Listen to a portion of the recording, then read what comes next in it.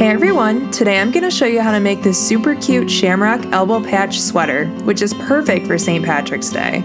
For the materials, you'll need a green crewneck sweater, iron-on decals, an iron, scissors, grommet tape with cord, and fabric glue. First, figure out where you're going to put the elbow patches and mark them. Do the same with where the grommet tape will go. Then place your Shamrock decal on the first sleeve. Iron it on.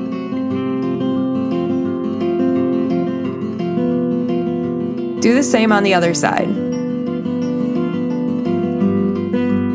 After that, flip your sweater to the front and figure out where you want to place the lucky decal.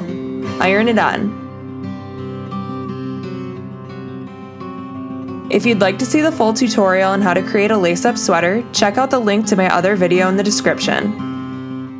And that's it! It's so cute and simple and really one of a kind. If you enjoyed this tutorial, please make sure to like, comment, or subscribe below. Thanks for watching!